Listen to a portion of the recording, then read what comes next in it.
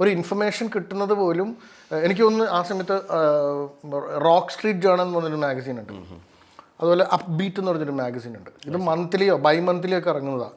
ഇത് കിട്ടാൻ വേണ്ടി ഇത് വരുന്നത് നോക്കി എല്ലാ ദിവസവും പോയി കടയിൽ പോയി നോക്കും, ഏകദേശം ആ ടൈം ആകുമ്പോൾ. ഇത് കാരണം ഇത് ഒന്നോ രണ്ടോ കോപ്പീസൊക്കെ വരുള്ളൂ. ഏതൊക്കെയോ അഫെക്ഷൻ ആൻഡോട്സ് എവിടെയെങ്കിലുമൊക്കെ ഉണ്ടാവുമല്ലോ, അവർക്ക് വേണ്ടിയുള്ള ഒരു സംഭവം.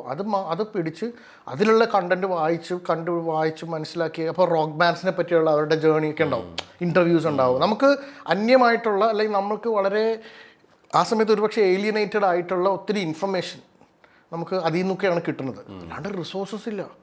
റഹ്മാനെ പറ്റിയുള്ള ഏറ്റവും ഡീറ്റെയിൽ ഒരു ഇൻഫർമേഷൻ വന്നത് ഏതൊരു ഇന്ത്യ ടുഡേയിലുള്ളൊരു ഒരു ഇൻ്റർവ്യൂ പ്ലസ് ഒരു information about new technologies emerging ഒരു ആർട്ടിക്കിൾ വന്നു.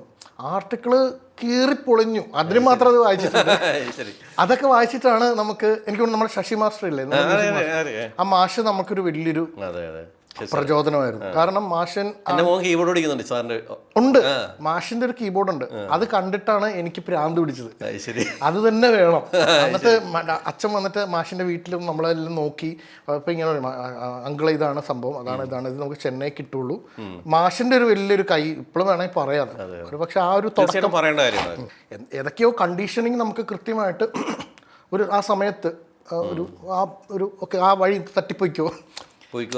നമ്മളിപ്പോൾ ഒരു കുറേ വഴികളുള്ള ഒരു മെയ്സാന്ന് വിചാരിച്ചു. ഒരു ബോൾ നമ്മളിങ്ങനെ തട്ടിക്കൊണ്ട് പോവാം, അത് ഇങ്ങനെ തട്ടിയിട്ട് അല്ല ഇങ്ങനെ തട്ടിയിട്ട്. ഇപ്പം നമ്മൾ സ്പോർട്സ് ചെയ്യുന്ന പിള്ളേരെ കണ്ടിട്ടില്ലേ, അവർ for example you are good at basketball, എനിക്ക് ഇപ്പോൾ ഓർമ്മയുണ്ട് അല്ലേ, വോളിബോൾ ഫുട്ബോളുണ്ട്.